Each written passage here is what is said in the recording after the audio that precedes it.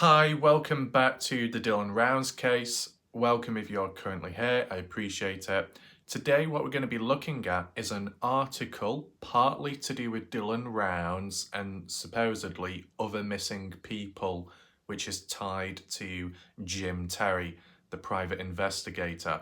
Now, what I want to say immediately, and I want every single human to understand, okay? And also, it would be appreciated if people that are currently present reiterate this point later on if other people join and start complaining. Okay, are you ready? The aim of this video is to simply read an article to try and understand it from different points of views if necessary, to mainly focus around the Dylan Rounds discussion to see if there's any information within the article that's misinformation, incorrect, switching and changing of info, any bits of interesting news which I've never heard of before, and compared to what we already know of in the case, right? And as well, if there's other articles, little stories about the other missing people cases, just simply read through that as well. It might help you understand better. It might help me learn about other missing people cases out there, right? That's basically what this video is about, right? And the article does have a portion to do with Dylan Rounds. And because I've covered the Dylan Rounds case for this long, keeping it alive on YouTube at least, then I might as well take a look at this one as well and see where things are at. Because is it going to be looking back at the past? Maybe, if it's to do with Jim Terry, I guess, because he was involved at the very beginning. Although maybe short lasting, he was present at the start. So maybe this article is looking back then. I don't know if it'll be including any recent stuff, but we can get down to the bottom of it, okay? Do you understand? Simple analysis, simple reading of the article.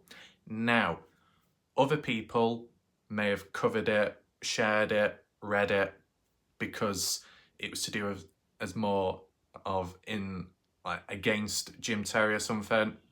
Whatever that is, maybe it'll make more sense in this article, but that's not the primary reason as like what all the other people are doing it as, okay? Dylan Rounds focus. And as we do go along, feel free to share your thoughts, opinions, reactions in the chat. And once again, feel free to reiterate what I said just then for the people that come in later, start complaining, whining because of this theme of the video and the title. You know, I've already got that idea going. So if people can share and, you know, explain the situation, it'll be so much more efficient and it will reduce the unnecessary behaviour from some, okay? Now, if you haven't already, feel free to check out my previous video. There'll be a link down below in the pinned comment section, as well as some other links too if you wish to visit them. And I think what we should do just to start this video off as like a bit of a warm-up, we'll check the comments out of the last video to do with the last Dylan Rounds video I did, which was looking at an official revised timeline. Who created it? Not quite sure. Is it approved by Candice Cooley? I think so. Does it need editing? Most definitely. Was it disappointing? Most definitely.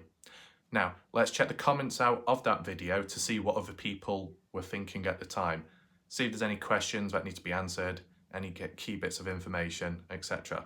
Here we are. We're just going to adjust it. Start from the bottom. Got a handful of comments to get through, but it shouldn't take too long. Tom Evans, I want a poll. Does Candice Cooley care more about seeds or more about finding her son? I think the results would make us all think a little harder.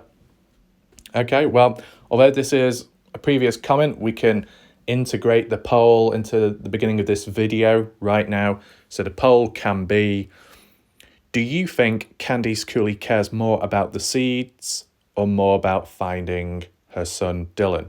Feel free to vote.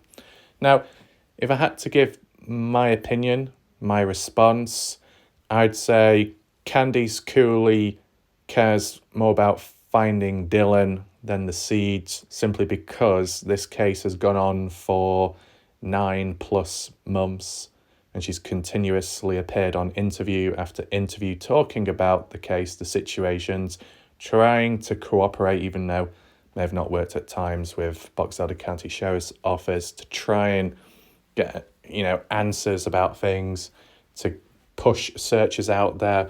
Because I guess one thing you need to remember, Tom, I believe it was you and some other people that said Candice Cooley seems to like being in control at times when it comes to those searches done. She wants it done here, she wants it conducted there, she likes being in charge and people following the lead. So if she's got that form of control, which could be a form of determination, being out there on the front lines, may be wrong at times, yes, but feeling the need to go here and go there, why is she there? Because that's where Dylan is supposedly gone missing, and she's trying to find these areas to see if Dylan is at those spots. So then that would kind of reinforce the idea that Candice Cooley does care about finding Dylan, right? I know other people out there will think, well, that's a silly question. Of course Candice Cooley would care. But I guess, you'll always get people that are a bit sceptical, a bit on the fence because of how the case has gone or how information has come about, people getting things wrong, right? As for the seed situation, that's been more in the background with what Candice Cooley has been doing. And the reason why it may appear as if that seems to be an important aspect within the case, which to some people shouldn't be, is because it's all tied in with Dylan's legacy. That's the whole point, right? So let's say Dylan's found, there we go. The legacy continues, okay? Including the seeds, awareness, maybe talks, posters of awareness and stuff. You might think, what's this whole legacy about? I guess the short story is it's about remembering Dylan Rounds, who he was, what he did before the bad stuff happened, as well as helping other families who are in the same situation as Candice and Justin are, / things they went through previously, as well as providing equipment, which they didn't originally have at the time, though they were gifted it later on, such as the full spectral drone, which money was raised by Duty Ron's channel or something. So it's like receiving and then giving on afterwards. But Candice Cooley, Justin have been helped by either the community or the online communities. So now they want to give back to other families out there, develop networks, reach out to one another, strengthen in numbers and be more efficient helping one another when other families out there who are in the same situation are dealing with possibly, arguably incompetent police or incompetent authorities. So it's a combination of remembering Dylan's name as well as helping future people or ongoing cases which people are going through when it comes to missing individuals, whether it be true crime or just a simple missing person case, right? And there'll be times where maybe, let's say, when winter came in during 2022, all the way up till 2023, whatever time the winter stopped in the US, right? Maybe there was a greater focus elsewhere besides finding Dylan, but that's simply because they couldn't go out there looking for Dylan due to the weather, right? So there's that to take in mind. As of recent times, supposedly there have been searches out there, I think a couple of weeks ago or something. Maybe it's not 24/7, probably it's not possible or practical, but they've been a bit out there more recently. And I guess with that level of silence now compared to in the past, there probably may be things ongoing, but all we ever really hear of is the whole seeds talk on the Find Dylan Rounds Facebook page. But when it comes to the actual searching, trying to find Dylan, that's not really talked about. I mean, say if that's not happening, it could be just in the background, right? And then the seed stuff, which isn't really to do with the case, nor is it to do with evidence, more so Dylan's legacy, that will be more public and more verbally talked about. But still, the real Dylan Rounds case, evidence, leads is probably going on behind the scenes. It's more quieter now. So there's more guessing. And with guessing comes a bit of skepticism about where's Candice Cooley really at in this case, right? The only thing I will acknowledge, Candice Cooley does seem more verbal about Dylan's legacy and the whole seed scenario and sunflowers and other types of stuff like that compared to Justin Rounds. Maybe Justin Rounds is more focused on just trying to find Dylan. But yeah, I mean, as long as there's a range of different people, maybe one person covering this, the legacy, the other person covering trying to find Dylan, it's better, right? You can spread out, branch out, okay, for what's going on in the present time and then for the future, which is the legacy aspect. So hopefully that answers Tom's point, okay? Let me know what you think by voting. Jacqueline, that timeline is crazy. Did Brenner say he walked his horse to the train line and it ran off in one direction and he walked in the opposite direction? If he didn't say it, who knew? Who gave the info to this timeline? Well, I've only ever heard it from Candice Cooley. Candice Cooley mentioned it in either Doug's interview in the past or East Idaho News. I think it might have been East Idaho News more so. But then it was never followed up, nor was it ever really talked about after that, nor was it cleared up, debunked. So it's a bit of a mystery. It's a bit, it's kind of fallen flat. And maybe we need more focus and noise on that area, that aspect, to try and get to the bottom of it. Is it a lead or was it a mistake? If we know about the search and rescue being on horseback at a point in time out there when looking for Dylan, what if those track marks from the search and rescue horseback team caused it? And then when Candice Cooley came along, she saw the track marks and associated it with, oh, it must be Brenner's horse then. You know what I'm saying? I don't think Candice Cooley was actually there at the time when Brenner parted ways with his horse. She's just seen horse tracks, supposedly, and assumed it's Brenner's, right? Like, can anyone, explain, if you got tyre marks, clear tyre marks, you might be able to link it back to who it belongs to, possibly, or at least the type or make of car or tyre, and trace it from there. Is it as easy to do with a horse? I don't think it's possible, right? Even if the horse is wearing the horse shoes, what do you call it? Is it a horse shoe, basically? It doesn't leave a true imprint to be able to track back where it came from. You just basically look at it visually and say, that's a horse track, that's horse markings, the end. I mean, when I've been on fields in the past, when I've been walking past horses and stuff, normally from a distance, of course, and I've seen the horse hoof marks in the ground, I couldn't tell you what type of horse it is, what breed, what name is the horse, who is the owner, where did it come from. I can't do that. It's not possible. So I guess that's the same here. But, if Candice Cooley was out there and she saw it, then she saw it. But maybe she's getting it mixed up with who it belongs to, right? Anything else? Apologies if there is background noise. There's trees being cut down outside. Nothing I can do about that. Jacqueline says, Highland Canine trained dogs. Lance mentioned on his video, I know of that company as they train dogs to be service dogs, also train dogs to be cadaver dogs. Okay. So, what, they're a reputable company? They're okay, not dodgy? I mean, it's a bit of a coincidence, that's all. A coincidence that when things went a bit quiet, and then in one of my videos, I said, what's going on with the dogs? A few people left some comments, and then a day or two later, Lance ends up doing a video talking about it. It's probably just a coincidence. Anyway, Bungee Cord Nancy Grace is an investigative journalist here in the States. Okay. She is very outspoken and advocate for victim rights and a big TV personality. Right. Though, is Nancy Grace on YouTube? Does she have a YouTube channel? That's what I'm wondering.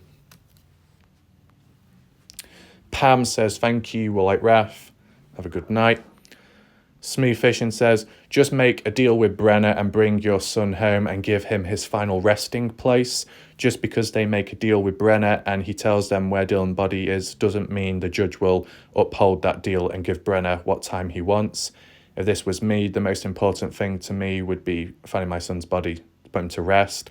I don't understand what Justin and Candice is thinking. Once again, have we heard it more from Candice than Justin? I mean, are any of you wondering, I wonder what Justin is thinking right now about a plea deal being made, about Brenner being able to reveal the location for maybe a lesser sentence or some kind of leniency behind it. I mean, Justin has only really ever spoken of it once, I believe, and that was to do with the last and latest East Idaho News Channel interview, where Candice Cooley said, "Yeah, we're not going to accept, so we turn it down." And Justin as well was nodding his head, agreeing, saying, "Yeah, we're confident that we can find Dylan ourselves," right? So they seem to be on the same page there. That might be telling. Brian, this is one of my favourite analytical videos from you. Awesome job. Appreciate it, Brian. Shout out to Brian. Now, yeah, I guess the only positive was, if you want to look at it this way, that dodgy timeline, what we looked at a couple of days ago, it at least enabled me to tally off and speak of what I know of in the case and everything I've heard of. What tends to happen with me, not always, I end up repeating things so many times that I do remember it, and I remember a fair bit, right? I don't know about in the long term, right? If I moved on to a different case and then returned back, would it be as sharp? Probably not. But I seem to be able to store a fair amount of info in the head up to a point. Anyway, Patsy. Patsy's shown up again, shout out to her. Isn't it true Dylan wanted Don Hately to work on the washing machine? Don Hately refused and they parted ways. Otherwise, why would they part ways if it was just over a decision Dylan made? Additionally, whenever I hear the words family, friend, it only reinforces the thought that Candice Cooley and Justin Rounds, but more Candice Cooley, knew who and what Dylan was associating with. Don Hately is not an innocent man. I've only heard it from Tyler Feller. I've never really heard it from anyone else confirming it, even when I have asked. Tyler Feller said Don Hately did get into some trouble in the past. He's got a bit of a criminal record, but not as serious, not as bad. Can anyone back that up from what Tyler Feller said in the early days? Anyone? Feel free to do so, it'd be appreciated. Yeah, I think that might have been how it had been worded, Patsy, by Candice Cooley, the whole argument with the washing machine. Yeah, if Dylan was more focused on the washing machine and wanted Don to see to it and fix it, whatever, and Don refused to, then it's like, well, you're being disobedient, you're not following my orders, we're not going to get stuff done around here, we've got to part ways, I've got to part ways with you, cut ties. Right. Could you say Dylan was ruthless when it came to cutting ties with people when they wouldn't listen or obey him? Could you even go to the extreme and, I know people won't agree with this, not all, but could you go to the extreme and suggest that maybe Dylan Rounds shares a little bit of Candice Cooley's personality when it comes to wanting to be in control, and when people disobey them, they get a bit tetchy, get a bit, agitated or something? Would you agree with that? Is that a possibility? Because if you've got Don Hately, who believes that the pump to the pivot is more important because it's all to do with the farming, it's all to do with like Dylan's passion, Dylan's dream, and Dylan is not as interested in that, but more so a washing machine. Don might be thinking, you're a lost cause, come on, we need to be focusing more. And Dylan's like, yeah, but no, I want my washing machine fixing or something. I don't know. Patsy, Wednesday, May 25th. What time was the encounter? Where was Dylan going? Patsy here is referring to 25th of May when Dylan came across Chase Venstra for the first time, when Chase Venstra was near like a gravel path near Tacoma Road, somewhere down it. Patsy wants to know, at what time in the day did it occur? Was it in the morning time? Was it afternoon or evening? If anyone can answer that, feel free to do so in the chat, but also in the comment section down below. Okay, maybe Weezer might have a rough answer. ECSO, Elko County, yep. What's this one? Regarding the final call to mom and dad, says Dylan spoke to both of them on 5th of the 26th, as stated by NE on 6th of the 14th. I couldn't find a video dated 6th of the 14th, but there is one dated 6th of the 22nd where Justin Rounds states he spoke to Dylan on Thursday, 5th of the 26th, while on his way to Vegas. Dylan spoke about his trek to Abs, what he was going to do that weekend, and then phone service got bad. Perhaps the call to Candice Cooley on Thursday was a call about the strange encounter. Oh, yeah. Yeah, it could be. Patsy stopped watching timeline. Okay. Unreliable information. Needs to be updated as the last update was the 10th, 12th, 2022. Although the first page says updated 10th of the 30th, 2022. I'll continue to get information for Dylan Rounds from the RAF report, live premieres. Okay, that's good of her. Now, this is the thing. You could say in defense, yeah, but that timeline, what was read out, yeah, it was inconsistent and inaccurate, but that's only because it's old news. It's not been updated since. My response to that would be, well, it better be updated then, right? If people are guiding those to that place, that website, it needs to be updated. If Candice Cooley approves of that website or that article in Dylan, then it needs to be updated. The fact that when you go on that website at the very top, it is updated, besides the timeline file, PDF file, at the top it said, I believe, March 23rd, was it, or something? When Brenner was officially charged with the murder and desecration of Dylan Rounds, right? If it's mentioned there, then technically the website, the page has been updated in more recent time, in contrast to the actual timeline file, which ends at around July, I think, 2022. So, yeah, it definitely needs adjusting. Will it be? Probably not. I don't think it will be. Glenn, yes, they really kind of butchered that timeline, didn't they? True. Is that it for the comments? Okay, we got through them fairly quickly. That's fine. So, now, if you have just joined, welcome. We're going to go on to an article which talks about Dylan Rounds and a few other missing people cases, which is all in association with Jim Terry. Let's head on over right now. Here we are, you can see the title of this article says they hired a private investigator to find missing loved ones. He turned them into YouTube content. It was done May 2nd, 2023, fairly recent, 10:03 a.m. And it's by someone called Jessica Lucas, I believe. Never really heard of them. And there's a little picture there missing with the S turned into like a monetary symbol, like a symbolism of profiting off a case of missing person. You know, people do these little thumbnails to try and make it seem all fancy, right? Okay. So is there anything to analyse so far? It doesn't actually mention Jim Terry's name, but I think it is mentioned further down. And it says he turned them into YouTube content. I mean, I guess it all depends how you look at it, right? Some people will see it like that, fair enough, but other people will see it as maybe trying to spread awareness and make sense of the case. I know there'll be people out there that will say the style, the format, what Jim Terry does, it's more harder hitting, whether it be the interviews or trying to retrieve this information direct or through other means as a way of making progress in the case, right? So different ways of how people look at it, okay?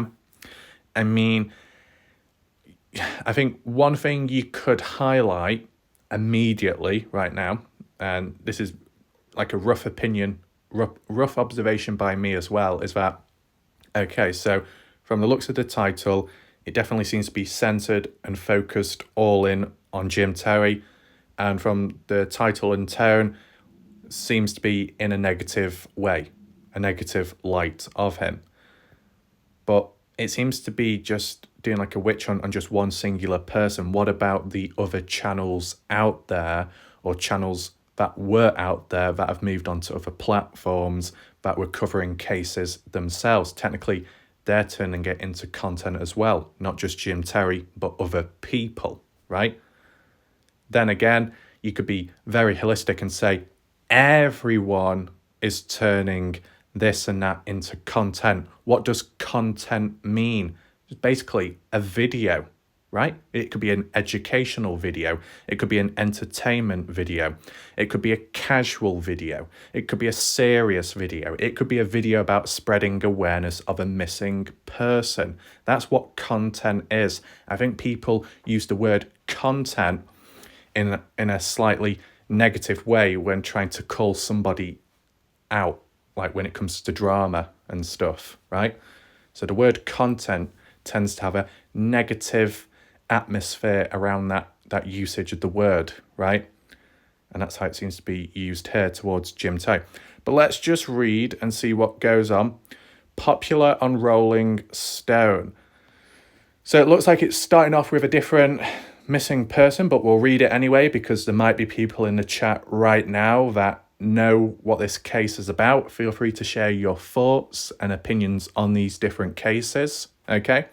I might not be able to analyse much here because I simply don't follow them, but I can still read them out. Kind of like what I did with the Quinton case that time. You remember that? Okay. So it says, Ashley Easterling's son had been missing for 40 days when she says she got a call from a stranger offering to help find him. She dropped off her 30-year-old son, Robert Alex Easterling, at an acquaintance's house in Pickens, Mississippi on April 20th, 2022, and he had not been seen or heard from since. The family had conducted 3 large-scale ground searches, used drones and dog teams, and done everything to try to locate Alex, but they felt their local sheriff's department hadn't made any progress, and that the search efforts were starting to stagnate. The Easterlings were frustrated, defeated, and didn't know where to turn to next. So is this kind of turning out, does this have any similarities with the Dylan Rounds case, to you? As for like the methods of trying to locate the person, as for the sheriff's department being seen as not making any progress, kind of like how Candice Cooley has called out Box Elder County Sheriff's Office at one point in the past. Do you think there's any similarities? Not with both, Dylan and Alex going missing in that way, like not connected, but like how the case has been handled. What's your thoughts? Let me know. Holmes County Sheriff's Office declined to comment on Easterling's disappearance. Okay. It says, then came that call from Jim Terry, who Ashley Easterling says told her he was a private investigator who works missing person cases. Terry came across as gruff and crass on the phone that day. Still, he said he could help, so he seemed like the answer to their prayers. Right. Now, this bit is mentioned in quotes. Says, he was just this pushy jerk, and at that point, that's what I needed, says Easterling. Alex's 46-year-old mother, who works in the senior care industry in her home state of Mississippi, she says, I would have literally signed the deed to my house if I thought it was going to bring my son home. So it shows she was very desperate, which is understandable, I guess. Easterling says Terry listed other missing person cases he'd worked on, footage of his appearances on true crime YouTube channels, and news articles to prove his expertise. Easterling had never heard of him, but he seemed to be a legitimate private investigator. And Easterling says Terry assured her that finding her son would be his sole focus, saying he only took on one case at a time. On May 31st, 2022, she sent him $3,000 up front for his services by bank transfer, and they agreed a further $1,500 would follow when she could find the cash. Okay. What's this photo of? Is that Alex on the left and the mother on the right? Yeah, seems to be. Okay. Says, at first, Terry seemed eager to bring Alex home. The pair spoke several times a day, and although Terry consistently pronounced the family name wrong, when discussing Alex Easterling, felt hopeful. But as time went on, Easterling says it became apparent that Terry hadn't unearthed anything new. He seemed to be rehashing information the family had already uncovered before his arrival, according to Easterling. By June 13th, less than 2 weeks after he'd been hired, Terry had completely cut off all contact with them. Oh, okay. I mean, the bit further up where it was talking about Jim Terry being on other true crime channels at the time, what channels were they? Was it No Thanks? Was it Zav Girl? Anyone know?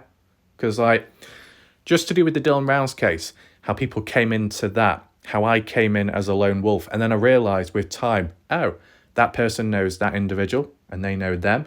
They're associated with that group, that channel. They've known people from the past, and it's like, oh, did they all move on in the same direction?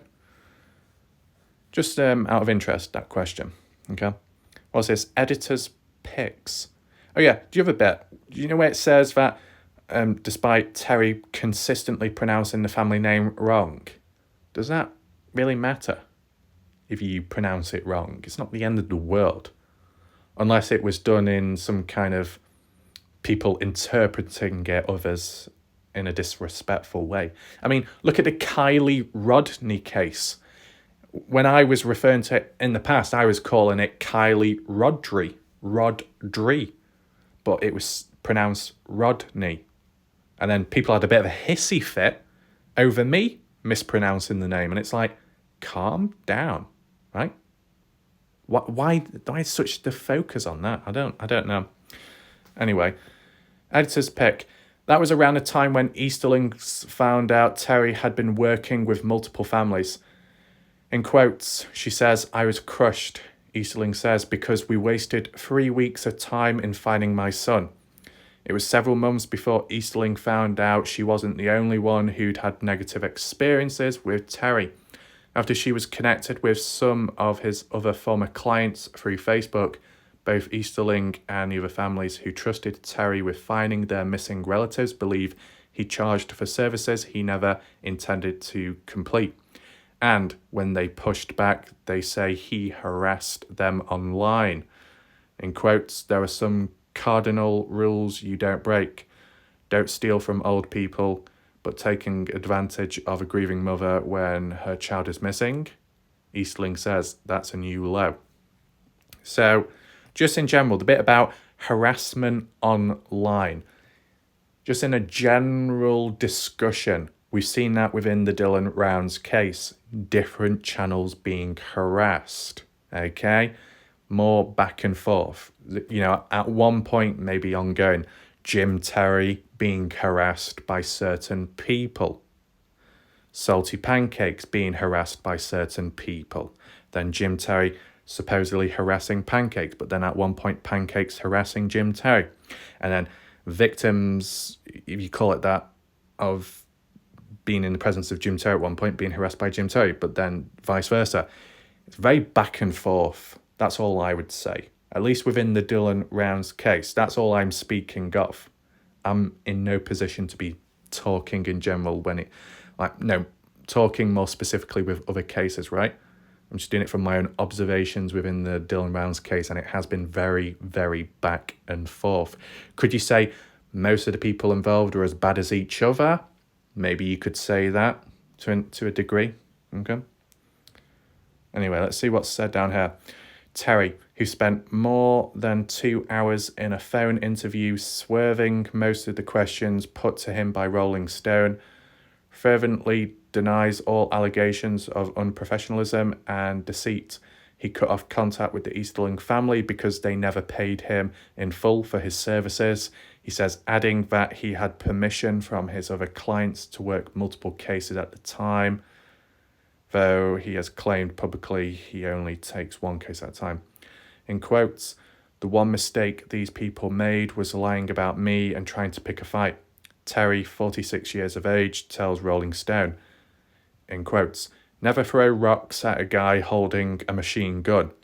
He claims the online harassment is simply self-defense, as his former client spread lies about his business practices, and that he's just fighting fire with fire. In quotes, "When you have to defend yourself against a grieving mother," he adds later, "you're going to sound like a bad person."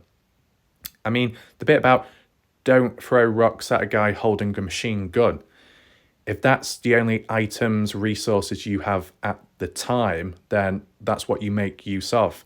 I mean, technically, if there is a person with a machine gun in front of you and you can find cover and you've got rocks with you, you can grab the rock, maybe throw it at the guy's hand so it knocks the gun out, or maybe get that rock, the stone, and throw it at the person's head, maybe to cause some kind of concussion, to knock the person out, to make them unstable. Then you rush the person and try and disarm them.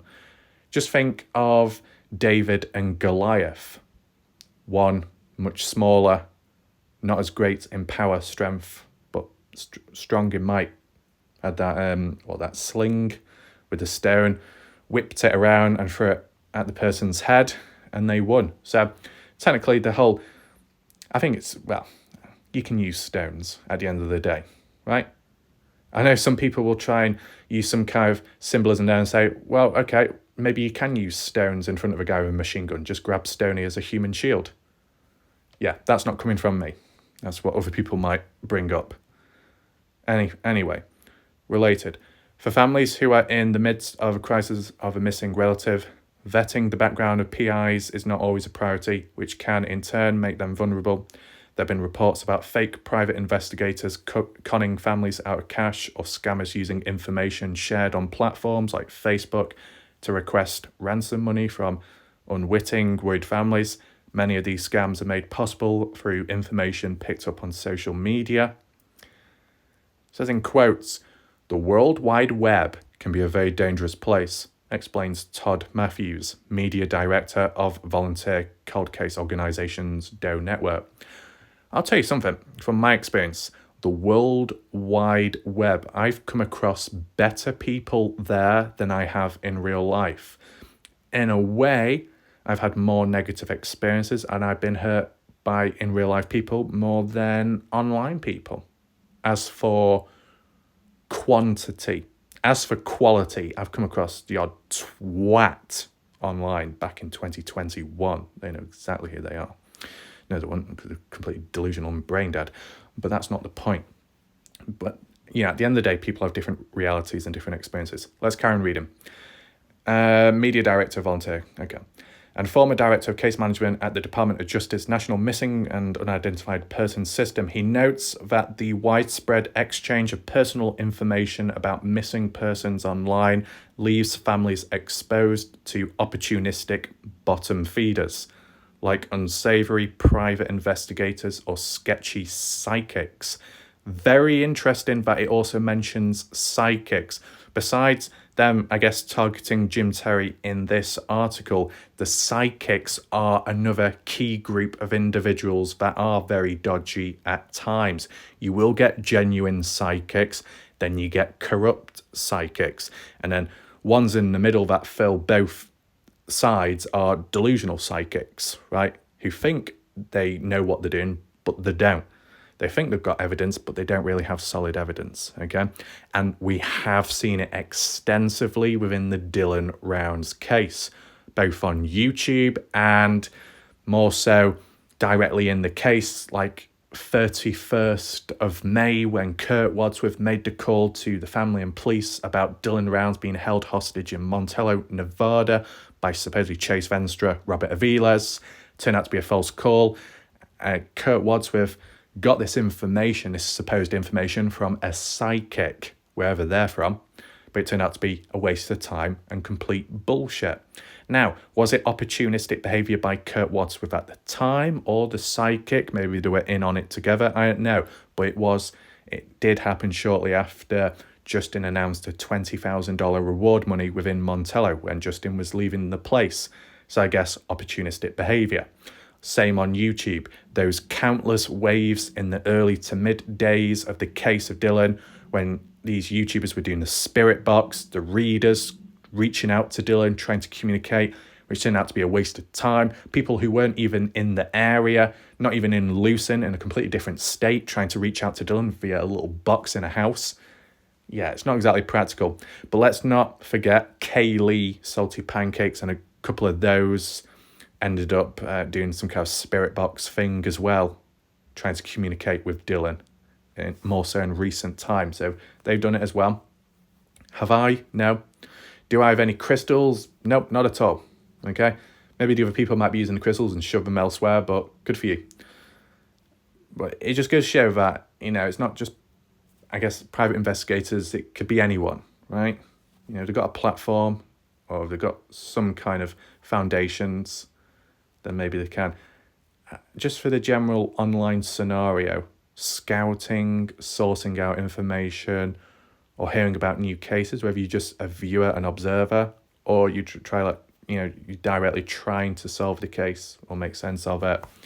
You just type in a few searches, maybe go on Facebook in between, find out the cases, you might find out who's linked with it or the families, and then you reach out to them that way. Sometimes it works, sometimes it doesn't, vice versa. Anyway, let's just return back to this article and make sense of it. Goes on to say, who try to take advantage of them. The issue is often compounded by the desperation and determination families feel when searching for a person, which can sometimes impair their sense of judgment. In quotes, we discovered the internet could be used for possibly solving a missing person's case. Matthew says, and then we realised that it could also be used for mayhem. Fair enough. And, it doesn't even have to be to do with directly solving a case. It could just simply be trying to keep a case alive, right? So it doesn't die out, because when it dies out, it becomes harder to relight, to get traction going. It needs to be constantly talked about, I guess. Right, next part, it says, whilst Jim Terry, who has amassed nearly 5,000 followers on his YouTube channel, I mean, I don't know what number he's at, 4,700, 4,800. The reality is with Jim Terry's channel, although he doesn't have a great amount of subscribers, he makes up for it in loyal viewers, right? So, obviously, understandable, outsiders will call those loyal viewers out as being just as bad as Jim Terry in that sense. But if you're just looking at it from a neutral standpoint, you can at least acknowledge that the people behind Jim Terry follow him wherever he goes, whether it be YouTube, whether it be a different platform, whether it be some kind of, membership structure going on to be a part of, people follow. So in his eyes, that's good that people do that. Same could be said about Pancakes and his following, right? People are really diehard supporters there, as we know, maybe beyond the point of robotic, possibly, but, it is what it is. People follow. And in their situation, that's a good thing. If you've got loyal people, right? You will get other channels out there on YouTube where they're like full-on backstabbing one another, right? Or there's a channel which has a lot of snakes in the grass. That can happen there.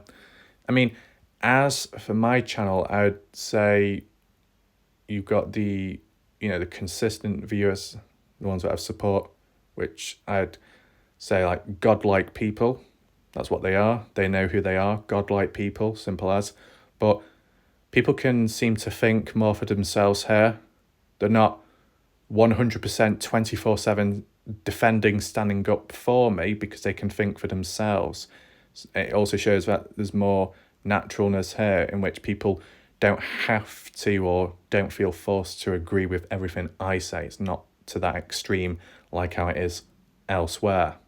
You know what I'm saying? But, Jim Terry's got his audience. Some of that audience branches out onto other channels, right? Sometimes it goes well, sometimes it doesn't. It is what it is there. Let's just carry on. He allegedly created mayhem in the online circles he moves within. Circles moving within, okay. He is a relative newcomer to YouTube's true crime circuit. Terry tells Rolling Stone that 98% of his career has been dedicated to arena football, a sport he has played professionally since college rather than finding missing persons. But his reputation in sports, much like his reputation in the world of private investigation, is murky. In the early 2000s, he made a name for himself in his home state of Florida, whilst operating pay-for-play games designed to get high school football athletes noticed by recruiters, which was investigated as a potential scam by the Tampa Bay Times. I'd say some of the wording or Punctuation is missing from this article, which is a bit piss poor in a way, but I guess it is what it is.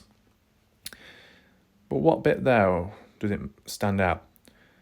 That Jim Terry, a relative newcomer to YouTube's true crime circuit. True crime circuit. I mean, people have referred to my channel as a true crime channel. I would disagree. I would say my channel, me, hybrid. Hybrid in style of coverage when it comes to certain videos and the structures of it. Hybrid in general when it comes to the contents of the video. It's not just true crime, it's mysteries. Other missing people, but not directly to do with true crime, right? Where it all originated. Kenny Veach, missing person case, mystery case, but not true crime. Now in more recent time covering Dylan Rounds, true crime missing person case. So you can see the split there, hybrid. But as well, all the other videos I've done in the background, the music videos, the gameplay videos, the reviews, the exercise ones, the ASMR, the shorts, the psychological warfare analysis, human behavior analysis, etc., etc. So many videos. I've got over 1,400 videos on my channel, I believe, and not all revolve around true crime. So hybrid there. When it comes to Jim Terry, although it's not really mentioned or worded exactly here, maybe it's further down, the way I envision Jim Terry's channel, it's not a true crime channel. Not at all. The format, the structure, the panel, the colours, the tone, the conversations, it's not true crime. It's more of a talk show, more of a get-together, chat along, battle it out, bitch moan, insult one another, laugh, mess around, piss about, etc. That style, that format. Same could be said about Pancake's channel. Similar style. Hanging out, panels, chatting, live, back and forth, maybe a few questions, maybe a bit of drama, bit of, dodgy stuff going on, I don't know, complaining, whatever. Whereas when you got my channel, it doesn't rely on panels. It doesn't rely on other humans. It's a certain structure, certain edit, a certain format, very different to all the others because it's not live streams. And in the eyes of a fair few people, that's considered a bad thing. But what I do is different. So it gets away from the repetitiveness rat race, which others are under. Okay. But as well, the editing part, the style of coverage there, the use of different visual aspects, not just a black screen or a border with different profiles on, right? No over talking one another, no interruptions like that. So it's probably a change for some people, and that's why they come over here. So obviously, all these different channels involved in true crime, but maybe their channel doesn't revolve around true crime, or the structure of their channel isn't true crime, but they're maybe talking about a true crime case at that moment, that theme. I mean, the other thing to acknowledge, at least with the Dylan Rounds case, Jim Terry may have, started it to begin with, talking about it, then referred back to it here and there in his shows, live streams. But there was one point where Jim said, not been covering Dylan Rounds for a couple of months, not even referred to it, not even made a video about it. So, Jim Terry's doing other things besides true crime.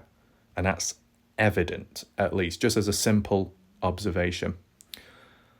What else do we have here? But yeah, there's all that talk about scams and stuff. I think Pancakes at one point was saying he was going to look at one scam or something to do with Jim. I don't know, whatever. That's a photo of Jim without the glasses, okay? Is he saying hallelujah? I don't know, it looks like he's got his hands up. There we go. Jim Terry is one of the YouTube videos. Right.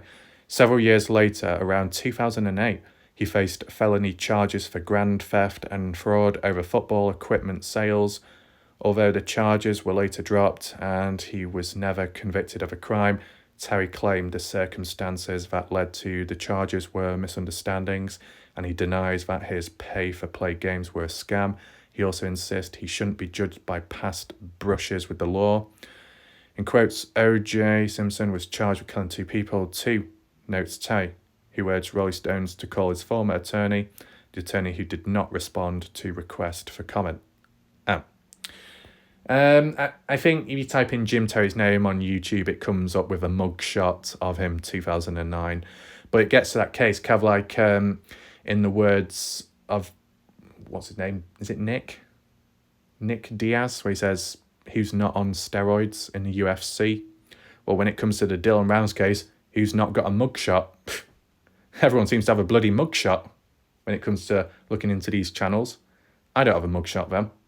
Then again, maybe my face might be on the side of a mug someday. Don't know if anyone will be drinking out of it then. Anyway. It says here, it wasn't until 2018, inspired by peers who worked as bounty hunters during arena football off-season, that he turned his attention to private investigation work. That year, he undertook a 2-week college course in Florida, and upon completion was issued a 2-year intern-level private investigator's license. He registered his business in Mississippi, a state that does not require private investigations to be licensed, and was once described as a magnet for unscrupulous people wanting to work as private investigators by the president of its Private Investigators Association. But Terry says he has always followed the law and that his business was registered in Mississippi so he could avoid low-paid intern work in Florida after he qualified as a private investigator. In quotes, I've been a private investigator based out of that state ever since that point, and it had been a wild, wild ride, says Terry. I thought indoor arena football was a dirty business. This is way dirtier business. Right. Hopefully we move back on to more about the missing people cases, hopefully, and it's not just all about Jim.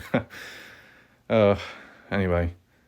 Most of Terry's clients who spoke with Rolling Stone say he approached them through Facebook after they'd posted about their missing loved ones. So it's like the scouting scenario, isn't it? Headhunting. 4 of the 7 families we interviewed say he didn't seem to do much work at all after taking payment from them. In quotes, he only called like 3 people, claims Candace Howard, 38 years of age, a stay-at-home mom from Ohio. In January 2022, she hired Terry to locate her missing then 20-year-old son, Tabor. 4 months later, around early May, she welcomed Tabor home. Without any help from Terry, she says, in quotes, all the information he got came from me. In brackets, Terry claims he never worked for Howard and instead worked under her ex-husband as she was difficult to deal with, and that her family declined his offer of a conditional refund. Now, Jim Terry, I believe, said that Candice Cooley was difficult to deal with. So I don't know if there's a pattern there or just how one interprets it, right? It can get a bit messy, as you know. Candice Howard, I believe she appeared here and there on the comments of some of my videos in the live chat at times, I believe. At least from my experience, my encounter, obviously different to other people out there. Candice Howard hasn't caused me any trouble or, caused any disruption in the chat, in the live stream premieres of my videos. So I appreciate that. Shout out to Candice Howard there. Anyway, let's move on. On top of this, both Easterling and Howard alleged that Terry's behaviour alienated people working to solve their son's disappearances. He completely cut me off from my local news media, says Easterling, who shared a recorded phone call with Rolling Stone in which Terry recounted telling one journalist to F off and called her and that. He destroyed that for me. Okay, doesn't sound too good. Terry admits he used that language with the journalist but says it was justified because he felt she was being manipulative and had not paid sufficient attention to him on the phone. I mean, if you are dealing with a manipulative person, swearing in a serious scenario probably isn't the best thing, just simply because it feels like you're losing control of the situation and that manipulative person is actually benefiting and, better off. They're getting a reaction out of you. So obviously, swear here, swear there when pissing about, messing around, when it's a bit more light-hearted, as we've seen on YouTube. But obviously, when you get those drama moments on YouTube with different channels, as they start swearing, resorting to full-on insults and using all the different, swear words and stuff, it could be seen as funny, entertaining, but them themselves, that are using that language, could be interpreted as losing the conversation because you have to resort to tactics like that. Whereas if you talk in a more formal way, maybe you can overcome that manipulative individual, right? Obviously, different ways. People have different methods. Sometimes it works, sometimes it doesn't. Anyway, what do we have here? The journalist was never truly planning to write an article about Alex's disappearance, he says, adding that she was ordering a latte whilst they discussed the case on the phone. I go, whoa, whoa, whoa, whoa. To be honest, I probably should have done Jim Terry's impression voice for the quotes, but I'm not able to do his voice. out of all the, voices I've done of, the different characters within the case of like Dylan Rounds, I haven't got that one nailed down yet. I thought you were recording me. I thought this was actually being recorded for the show, for your channel, says Terry. You're doing a story and interviewing a private investigator with a time-sensitive subject because press is important and you're ordering effing Starbucks. Right, okay. Okay, so now we finally get a photo of Dylan Rounds on the left, Candice Cooley on the right. So this should be more about Dylan now. Dylan, Candice Cooley, courtesy of Candice Cooley. Candice Cooley None. Who's Cooley None? What? I thought it's Candice Cooley, not Cooley None. Never heard of that. Anyway, other families claim they lost crucial time in tracking down loved ones because of Jim Terry. Candice Cooley, mother of then 19-year-old Dylan Rounds, who vanished from his Utah farm in May 2022, worked alongside Terry when her relatives hired him to help search for her son. So this might be the part where I can analyse the article a little bit better because it's to do with Dylan. Is there anything that doesn't make sense at this moment? I mean, the bit where it says, families claim they lost crucial time when tracking down loved ones because of Terry, like Candice Cooley. I don't know if that applies there. Because, to be honest, I wouldn't say Jim Terry is the primary reason for losing time when trying to solve the Dylan Rounds case by, like, the family. It was more so Box Elder County Sheriff's Office, the police, who delayed this, delayed that with the dogs, with the drone, with Texas Equisearch, this and that, right? It seems like they've done more delaying and halting things than what Jim Terry has. At least from what I can remember roughly speaking of, Jim Terry had certain ideas, theories, which basically Candice Cooley just didn't really agree with, Candice Cooley more so. And because of that, she dumped him, got rid of him, fired him, whatever. Now, have we seen similarities there in other scenarios? Let's just be realistic, okay? I know people might not agree with this. When some people, just general public, have tried reaching out to Candice Cooley have, like, shrugged them aside. Whether it be the odd person reaching out to Candice saying, I'm in a similar situation, or I've been through what you've been through, and then Candice Cooley has blocked them, which is a bit odd. When Glorindellen tried reaching out to Candice Cooley after the 24th of April court hearing, and Candice Cooley kind of brushed her aside as well, when supposedly Glorindellen had an idea or something to do with Dylan's legacy in trying to help, but that was ignored. And maybe a few more reoccurrences like that here and there. Maybe it's on completely different levels that to the Jim Terry scenario. But you see, arguably, a level of defensiveness from Candice Cooley at times. The way I see it, okay, Jim Terry came out with certain ideas or certain claims to do with Dylan, the outcome of Dylan or the background of Dylan, which Candice Cooley was very defensive on, where Candice Cooley said, that's wrong, that's irrelevant, that's not right, Jim Terry getting this wrong, getting that wrong, that Dylan isn't gay, no relationship like that, none of that, blah, blah, blah. And, for the most part of it, could be true. Okay. But I guess what we need to understand from the other side of the story is that Candice Cooley herself has got things wrong too when she's claimed this or claimed that, called this or called that out. Like when she talked about Montello receiving a 500% sale boost within businesses, but someone like Weezer Ellenberg confirmed, who were from that area, that it's the complete opposite. the area, the businesses are worse off because some aren't even open anymore. They've been closed for months. So there's no more money being generated. And Kenny's Cooley at the time was saying because of the Dylan Rounds case and all of that, that's what's led to the boost in sales in the area with the conspiracies and talk down there. And it turned out Kenny's Cooley was wrong about that.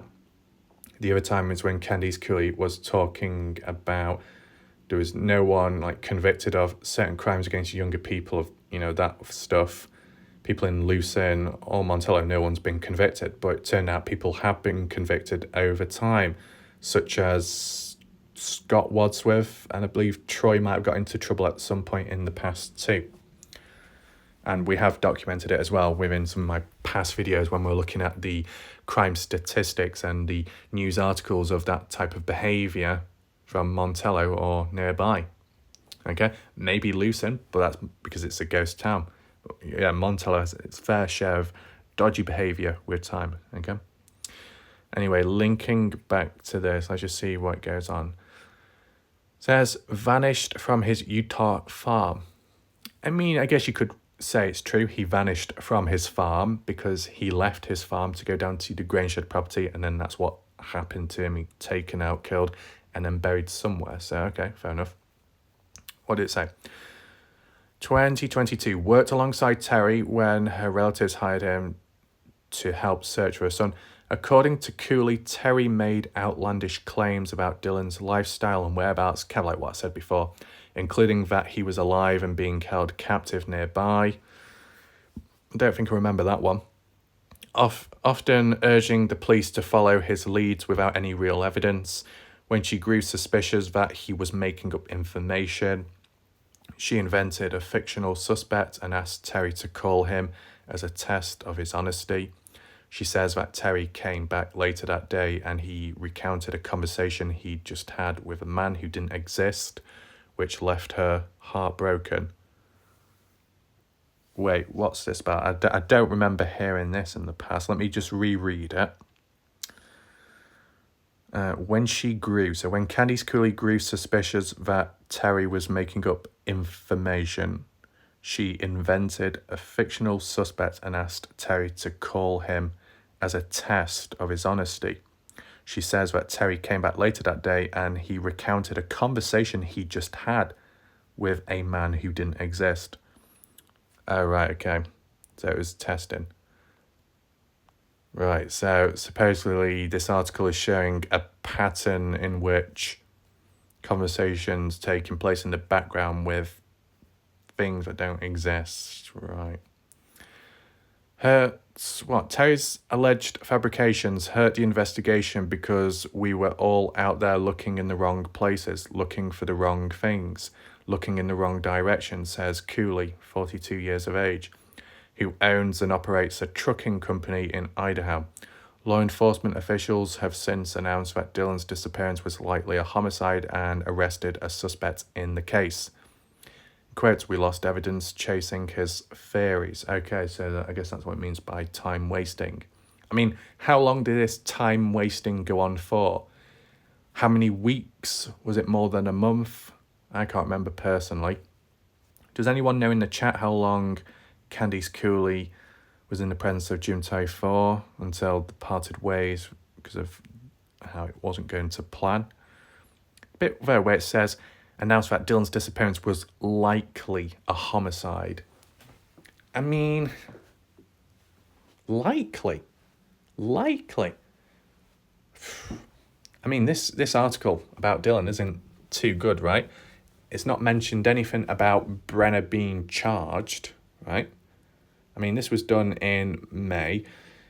Brenner was charged in March, so why is it not mentioning it here? If Brenner has been charged with Dylan's death, Dylan's murder and desecration, then why is it just saying likely a homicide? There's a chance it's homicide, not that it is homicide or it is murder. So this article is a little bit shit when it comes to talking about Dylan Rounds, if I'll be honest, okay? And it says, and arrested a suspect in the case. That's Brenner they're talking about. Well, he's not a suspect anymore. He's been charged. Why is he not including that? Anyway. Oh, as well, in quotes, Candice I think it means we lost evidence chasing his theories. What evidence did they lose because of Jim Terry, besides wasting time and energy, right? What evidence was lost? Because as for the evidence lost, what we know of, Brenner's phone, Candice Cooley said that data was lost because it was only a 7-day period that Brenner's phone could hold data for, and that police weren't fast enough to act on it and take his phone away to analyse. It was lost. So that was supposedly by Box Elder County Sheriff's Office to blame for that. When it comes to Dylan's pickup truck, Candice Cooley just in rounds, they broke into it to begin with. Did that lead to loss of evidence? I don't think so. But afterwards, when they were able to move the truck, take it back wherever, because they had the thumbs up by Box Elder County Sheriff's Office, that's when that 100 miles of all the distance covered beforehand, which could have led to finding Dylan Round's burial site, where Brennan may have took Dylan to dispose of, that was all lost because family were able to get a hold of the vehicle and were told that they could drive it wherever, and it was lost. Was that because of Jim Terry? No. Anything else? The tracks in the wash, possibly. The scent of Dylan with the blood on the boot, tracking him down that way. Dogs not being used immediately could have been very helpful, but it was delayed, so that reduced the chances of being able to find Dylan in the early days due to the scent being lost. Was that because of Jim Terry? Well, no, Candice Cooley has worded it as it was Box Elder County Sheriff's Office, LE, we'll just call it LE, it's quicker, who are the ones to blame because they denied the use of dogs being used, cadaver dogs, due to the rain and the stuff, and then the pilots as well not being present to use the drones. As you've heard, as we've seen with time, is that Box Elder, that LE, have been the main ones blamed by Candice Cooley when it's come to handling this case, evidence lost, and just like how things have gone in general, right? And yet it's worded here that Jim Terry is the one for the disruption and loss of evidence. Yet majority of the evidence that has been talked about, that has been lost, was mentioned by Candice Cooley on interviews, and it was not in relation to Jim Terry at all. It was to do with a combination of the LE and them themselves not being able to follow the stuff up. So, okay, early days, loss of time, could have been spent elsewhere, maybe, but what about the LE, with the LE obeying Jim Terry at the time? I'm sure the LE would have been doing their own thing too.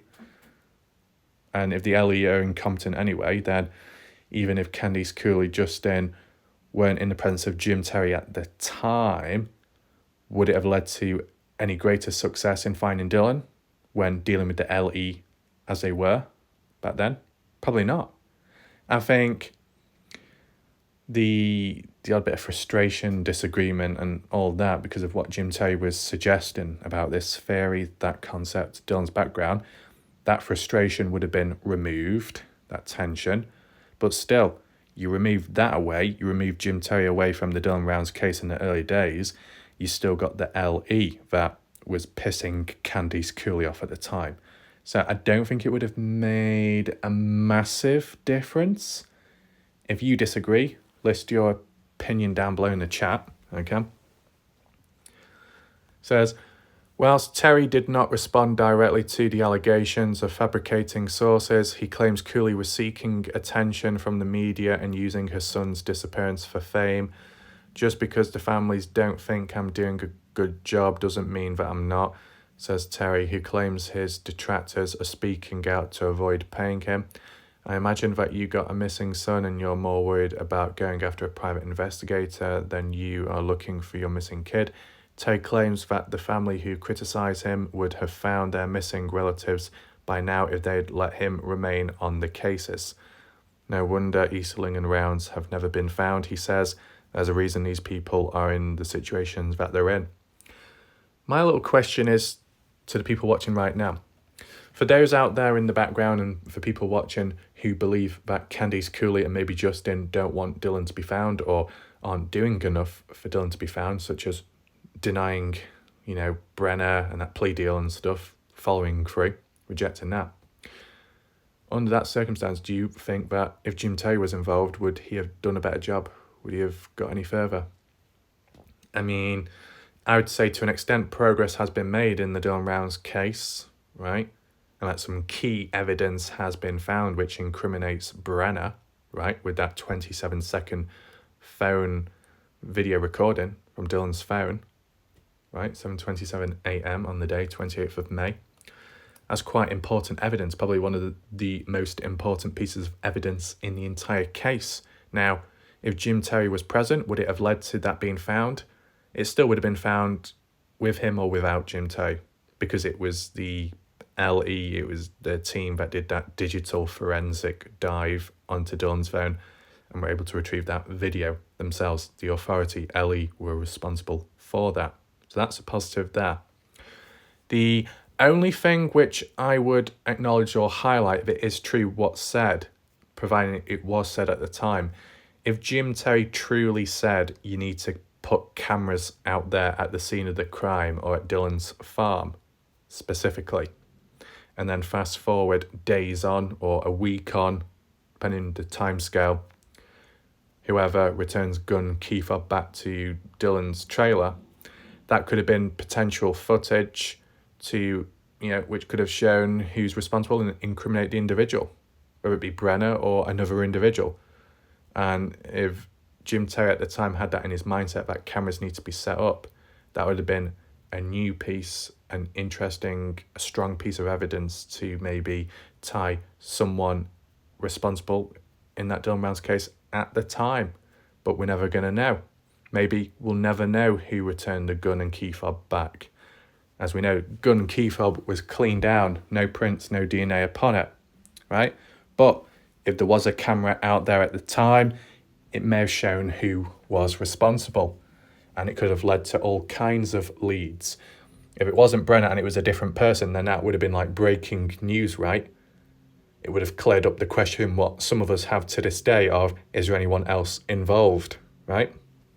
So that's the only thing I would say, that to an extent, if what Jim Terry said about the cameras being out there, if he got what he wanted and Candice Cooley wasn't supposedly stubborn at the time and to put cameras out there, it could have led to a certain degree of success there. As for overall locating, finding Dylan, hard to say. What I would say is, though, if Candice Cooley and Justin did reach out to Brenner and that plea deal agreed, Brenner revealing location of where Dylan's remains are, let's say that happened and then they found Dylan, then it's somewhat of a success.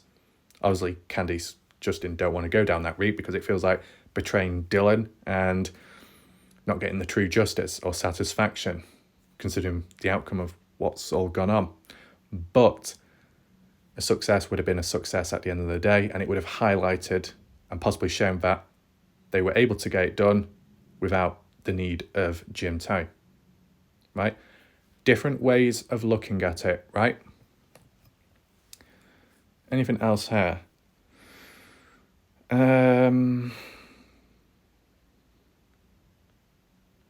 Where are we at here? I've kind of lost track. You got a missing son, you're more worried about going after a private investigator than you are looking for your kids. Terry claims that the families who criticise him would have... Yeah, okay, we've read that. There's a reason these people... Okay.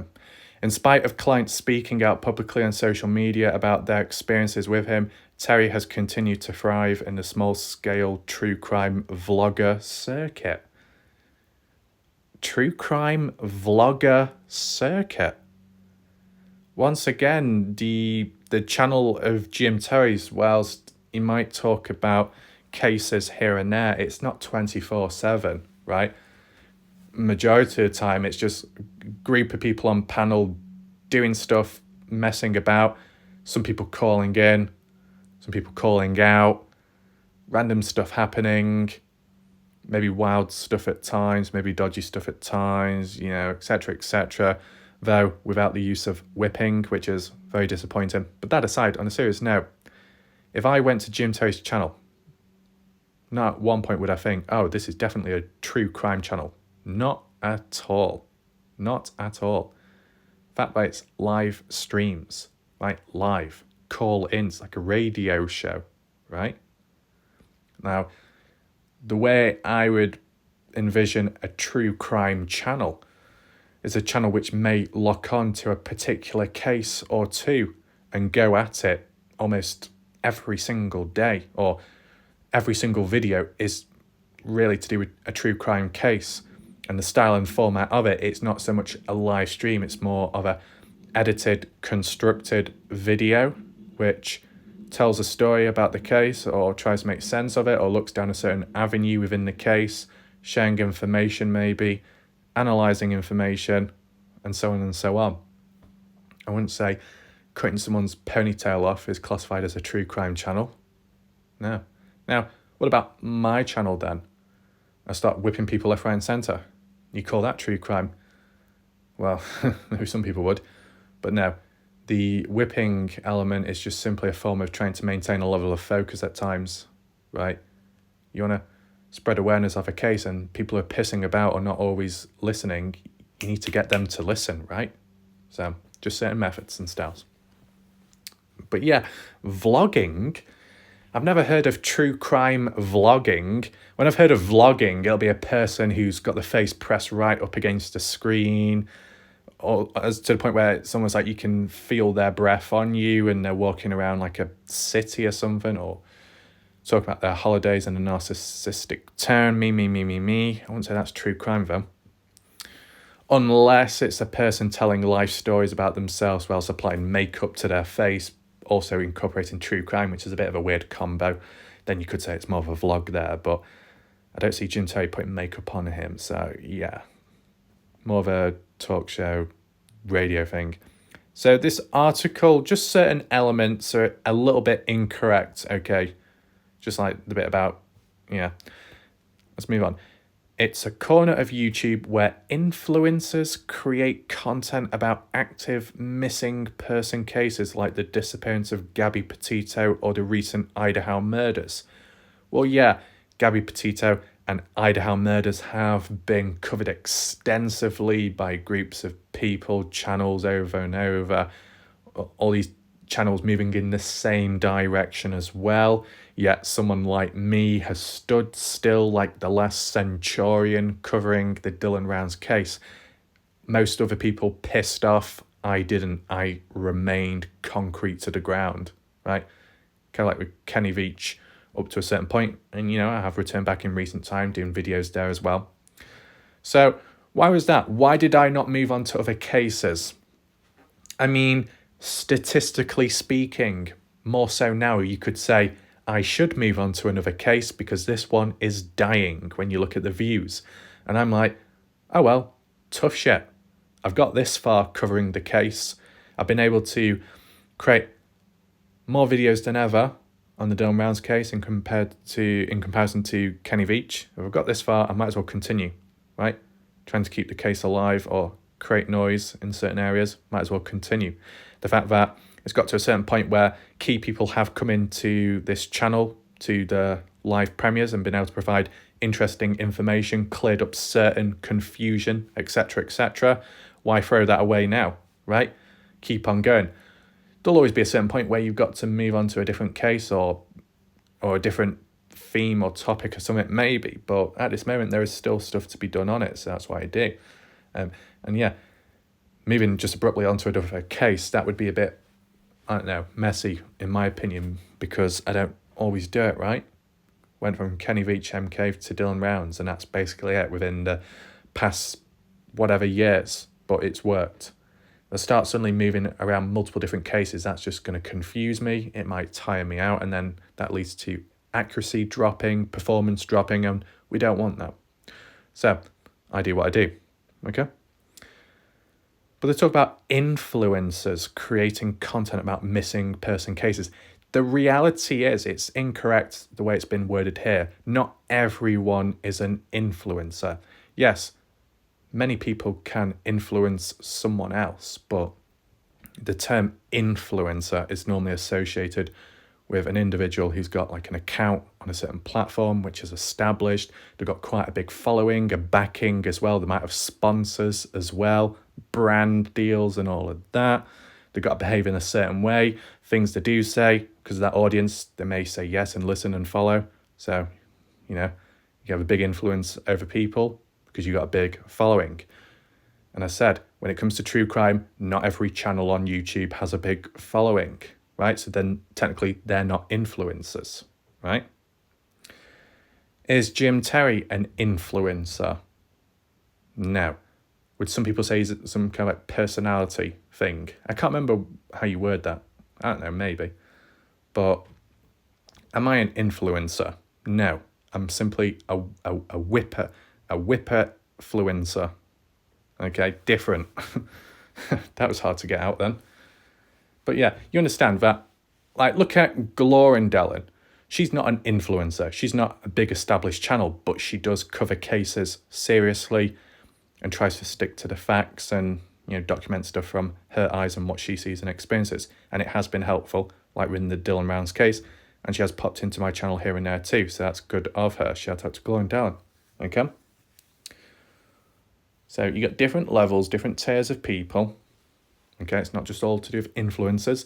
But you could argue that a certain amount of influencers have flocked to the Gabby Petito, mainly Idaho 4 case for sure. I covered it like in 1 or 2 videos, the Idaho 4 case. Maybe I could have done more, but I was focused on Dylan at the time, so, Let's just continue reading this article. Apologies if it is long, but I am adding in my own thoughts.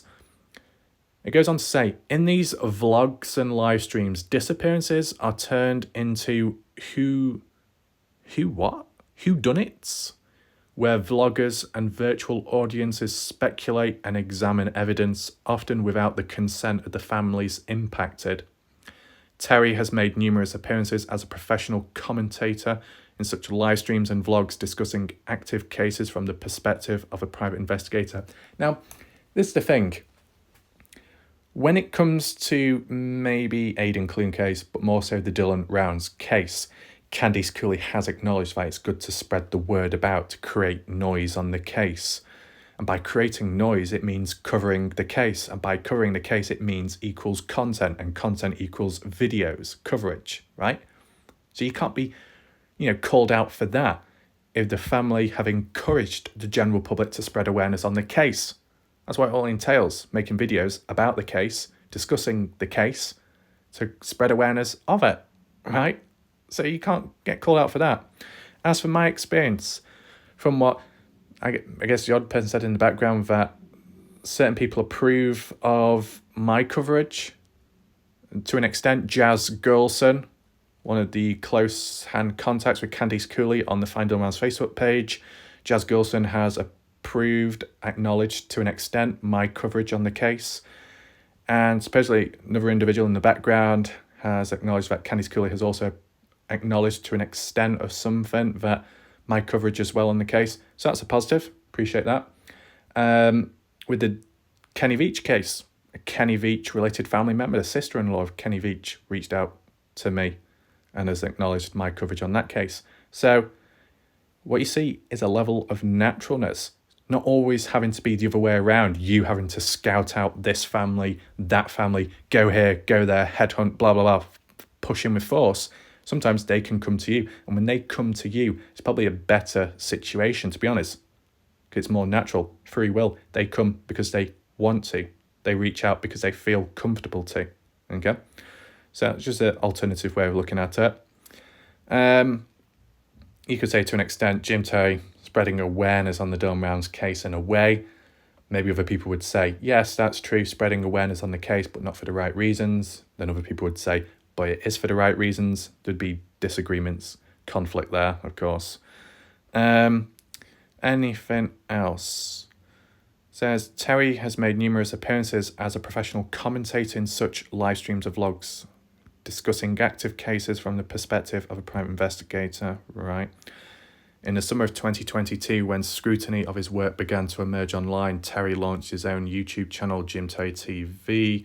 Since then, Terry, who has used the channel mostly for live streams in which he takes calls from viewers to speculate on missing person cases, has churned out a steady stream of controversial videos. In them, he has referred to his former clients as drug addicts, felons, terrible parents, broadcast that he hates the effing people who go missing because a lot of them are a-holes, and tells his followers that a 16-year-old girl missing was when she disappeared. Right.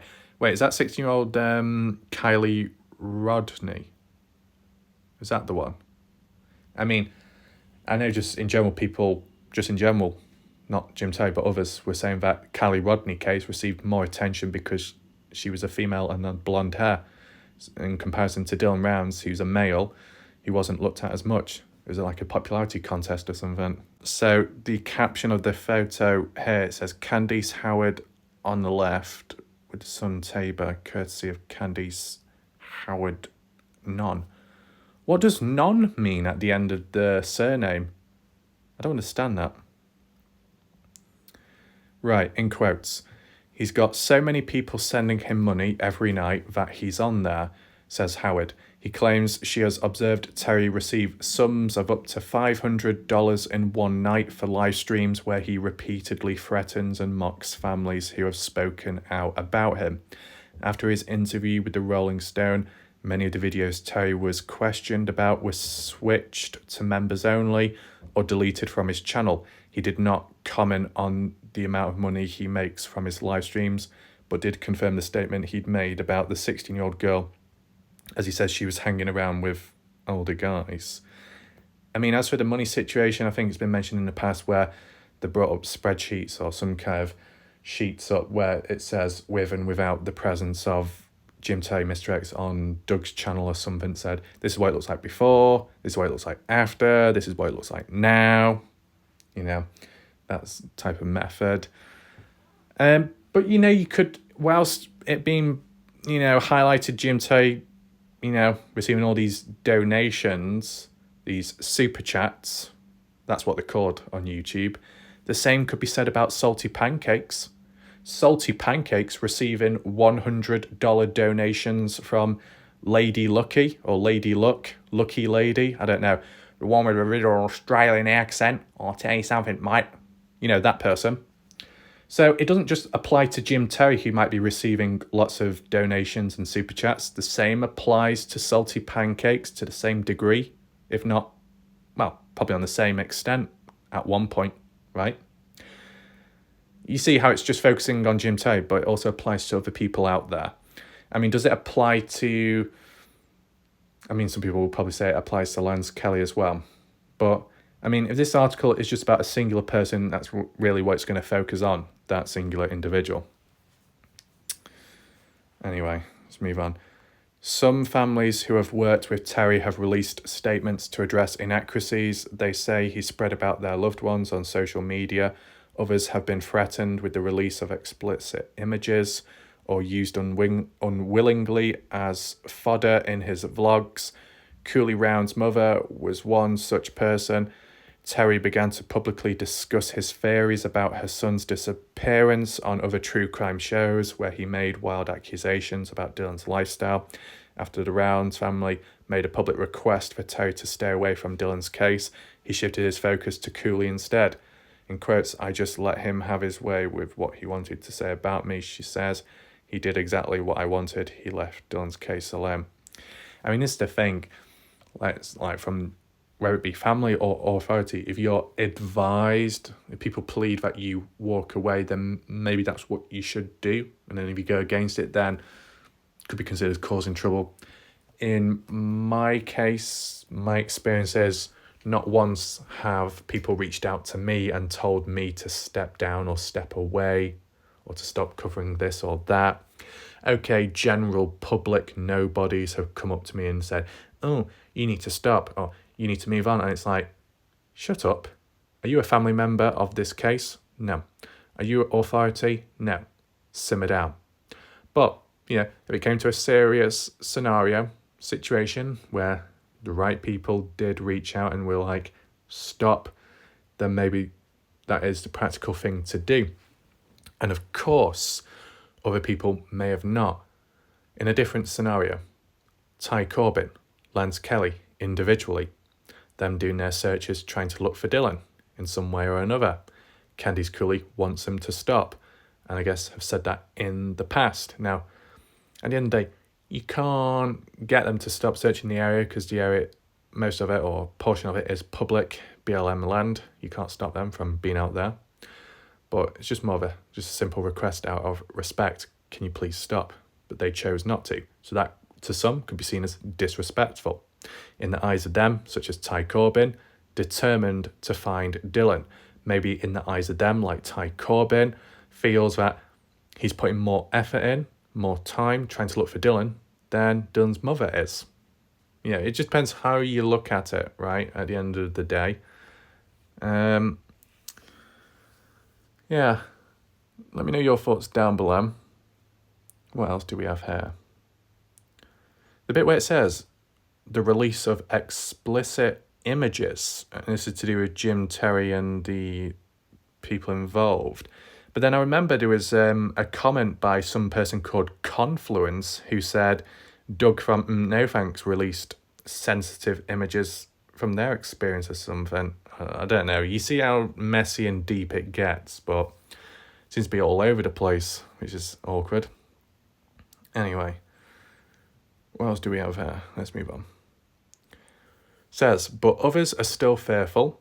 One family decided not to speak with Rolling Stone due to concerns about harassment through YouTube. In quotes, I have no doubt he will retaliate and that could completely ruin the progress we have made in our relative's case, says one former client who asked to remain anonymous. We just cannot take any chances. Some former clients of Terry's believe he purposely finds families who might be easy to scare into silence with the information he digs up. In quotes, we need to end the stigma on addiction and the stigma on sexuality because that's what these parents are so scared of, says Howard. Whilst no official statistics exist on the prevalence of these issues among missing persons, Matthew notes that many families come to the Doe Network with stories about interpersonal issues, drug addiction, prostitution, and other lifestyle factors which they feel contributed to their loved one's disappearance. There's always a story, he says. When Easterling and several of her peers in the missing persons community began to circulate information about Terry with the hope of warning other families about their experiences, they became targets of online harassment. They say Terry used his YouTube channel to publish her embarrassing and personal information about them in one video. He threatened to emblazon T-shirts, hats, and even a high school adjacent billboard with images of the dead corpse of the husband of one of his detractors. Right. He lost their spouse to an overdose. In quotes, you're goddamn right I threatened to do that, says Terry, who claims his actions were just retribution against a detractor who he alleges was making up lies about him and threatened to circulate his social security number. I threatened to do that to defend my business, to defend my honour, and to prove that it was a liar. We never had to do it because she was smart enough to go away. Today, almost a year after getting that call from Terry Easterling, says she is still dealing with the repercussions of his offer to help and still searching for Alex, who has not been found.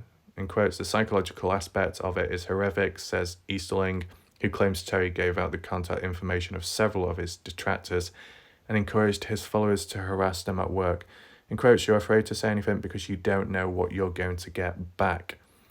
Terry, meanwhile, claims his vlogs and live streams are his way of fighting back and recuperating the loss in earnings he's dealt with since his former clients went public with the allegations about him. In quotes, what I'll do is take all the stuff that I found out about the case and I'll put it out there to defend myself. Terry, who claims that both he and his family have also been doxxed and harassed by his detractors, tells Rolling Stone. In quotes, if that means it's a picture of your daughter, okay, then maybe you shouldn't have lied about me. Terry says he only goes after the families who don't listen to him. In quotes, "If you hit me with the left, I'm going to hit you with a sledgehammer," he says, which is why the families are willing to fall on the sword and work my way, have their loved ones brought home. There are, however, former clients who are happy with the work Terry completed for them. Amy Hall, a 61-year-old registered nurse from Idaho, hired Terry for a flat fee of $4,000 while searching for her son, Jed. Jed's body and vehicle were later sadly recovered from a lake near his home in May 2022 by YouTube scuba search team Adventures with Purpose. Still, she felt that Terry was instrumental in stirring up attention during a time when her family felt frustrated and abandoned by police. In quotes, "He was the one that got it out to media," she says. In quotes, "He was the one that was pushing real hard." Other supportive clients like Amy Mann, whose 39-year-old son, Beau, went missing from Studio City, California on November 30th, 2021, shortly after texting 911 during an Uber ride, have had similar experiences. For Mann, who finds it hard to balance her day-to-day responsibilities with the ongoing search for her son, having someone to work the case in her absence has been comforting and well worth the more than $6,000 she spent on Terry's services. Who's that of? Rebecca Basardi, on the day she went missing, courtesy of the Basardi family non. Why do you keep saying non? I don't know. Other families seem to have found comfort in Terry's consistent presence and efforts to support them through a traumatic time, even in the wake of serious disagreements. The family of Rebecca Basardi, who went missing in Montana in July 2021 and was found dead in May 2022, publicly cut ties with Terry after he threatened to out anonymous informants in their daughter's case over a YouTube dispute. But Basardi's mother, Angela Mastrovito, is still a firm supporter of Terry and says he was there for her and her family in a time where it felt like law enforcement had turned its back on her. Is that the same reasoning behind the Dylan Rounds case, how the grandparents reached out to Jim Terry because they felt the police, weren't really doing much at that time? Was that the main motive for that? Let me know. So in quotes, "I'm not going to say there weren't rough times because there were," says Mastrovito, a 66-year-old registered nurse from Virginia. She does not want to involve herself in any public criticism of Terry. Instead, she is focused on raising awareness about the authorities' alleged mishandling of a daughter's case, as well as the need for better support for both victims of domestic violence and other families of missing persons. So kind of like Candice Cooley. Has Candice Cooley reached out to Mastrovito then? Would there be an understanding? I don't know. In quotes, "He still calls once in a while and touches base," adds Mastrovito, is campaigning to change Montana laws in her daughter's memory. In quotes, "We treat each other with respect and dignity." Trending. As for the families whose experiences with Terry caused them more pain during an already traumatic time, Candice Howard wants them to know they have the support of the families she has brought together through Facebook and that they have nothing to be ashamed of. In quotes, "I think everyone who worked with him thought they were alone, that they were just the only ones and there's nothing they could do." She says, "You're not alone and you don't have to be scared. There's a lot of us that would welcome you, share your story and join arms with us." For Cooley, Terry is one piece of a larger problem with true crime on YouTube. In quotes, "The people who listen to true crime and get entertainment from it, seeking entertainment off of families going through turmoil, going through the worst thing they'll ever experience in their life," says Cooley, who continues to search for her son. "People who watch Jim, they should be just as ashamed of themselves as him." I guess the other thing to acknowledge, Candice Cooley did reach out to Doug from No Thanks. Doug No Thanks covers true crime content on his channel, yet he's not called out by Candice Cooley because they're on the same side as each other and understand him. Maybe people interpret that in a bad way, right? Maybe other people don't. Easterling, meanwhile, hopes to create a central hub of resources for the relatives of missing persons. She wants to raise awareness about the lack of training for law enforcement officers who she also claims are ill-equipped to deal with missing person cases. She also wants to tackle the stigma against people with substance use disorders like her son Alex, as well as help people from marginalised groups whose missing loved ones often don't receive as much attention as their white, straight or cis counterparts. Don't receive as much attention because they're white. That's interesting. Normally it's the other way around. For now, though, her priority is bringing home her son. She was reluctant to speak to Rolling Stone, especially since it upsets her to talk about Terry. He's not even worth my breath, she says. Still, Easterling recognises the importance of sharing a story. I would hate to know that even one of the family had to go through what any of us have gone through because I didn't speak up and say what needed to be said when something is obviously wrong. Okay, so that's it for the article. That was fairly long, but for the most part of it, because of the way it was worded, it was somewhat easy to follow along, or at least easy to read along without stuttering too much. As you know, when it's come to the informal articles or forums where people mistype a lot, there's a bit of pausing and thinking. But the flow here was okay. At the end of the day, that article that was read out, publicly available, publicly readable, etc. Okay. From the looks of it, there are for and against arguments. Some families having positive experiences with Jim Terry, others not, which is unfortunate. Someone like Candice Cooley, the mother of Dylan Rounds, seems to have appeared one strong enough to resist against bullying methods by other people out there, possibly. You know, people may have said Candice Cooley is stubborn at times, or she doesn't show much emotion, but then again, you could highlight it in a positive way and say, because of that, she is able to deal with darker forces out there. A bit more resilient, possibly, if you interpret that way.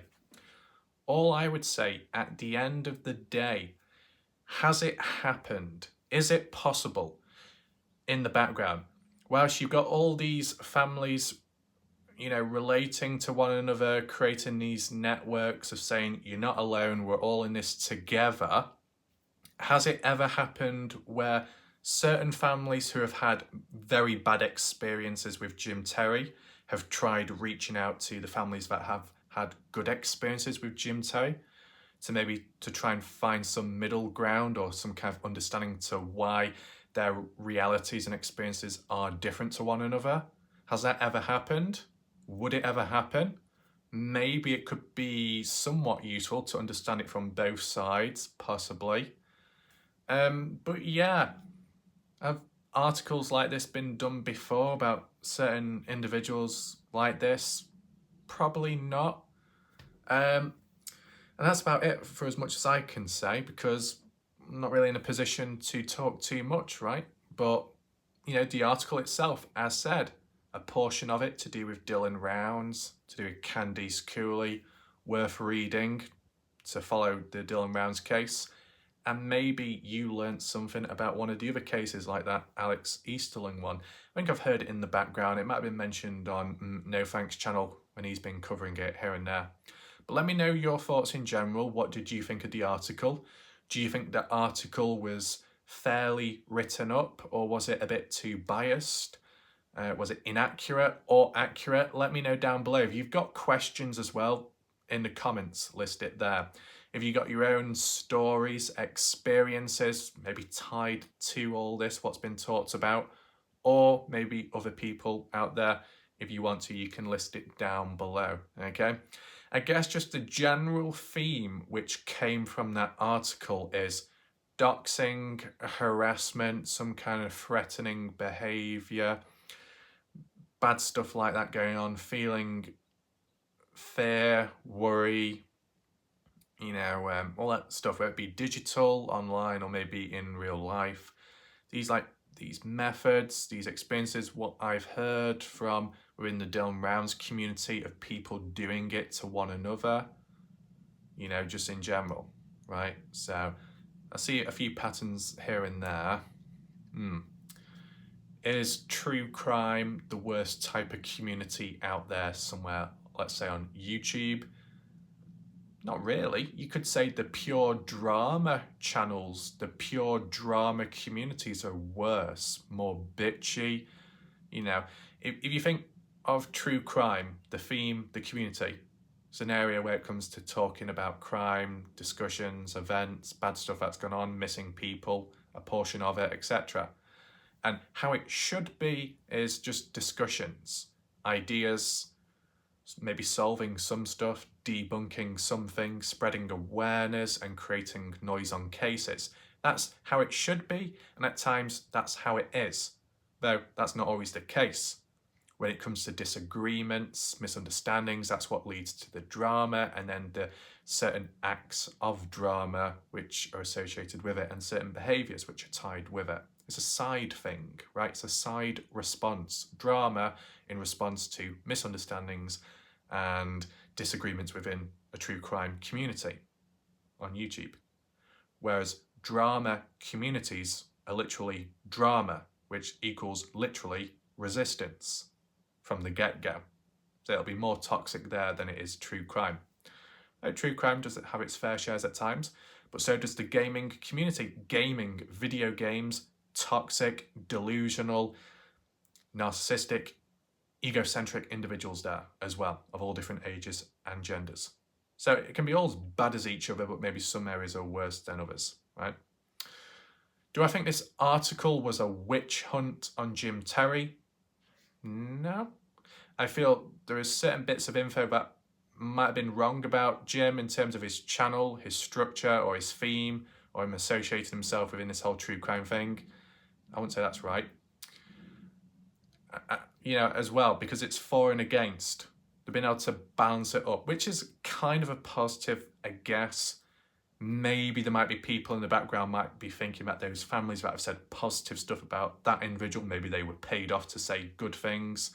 But then other people elsewhere would try and twist it and say, well, maybe the families and the victims of that individual are just making it up like some kind of Me Too movement.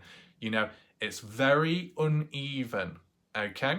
And as said, majority of the time when I'm doing the videos, it's from what other people would say, different points of views. And for most part of it, majority of the time, I don't normally give my opinion. I only give it when I feel the need to or when I can. And like with that little portion of the Dylan Rounds part, I felt like I could there. As for the rest, kind of new to me, especially like the other cases. Though, if you noticed any inaccuracies, any mistakes made within the area about the Easterling case or Gary Petito or something else like that, you notice any inaccuracies, if you want to correct it, feel free to list that down below too, right? So we'll leave it there. Hopefully you understood the video and the style of it. You didn't go off on one and you didn't end up clicking off immediately and then start whinging elsewhere. Hopefully you understood the method and style. And hopefully some people in the chat were able to reiterate what I said earlier on at the beginning of this video too, to people joining in late, okay?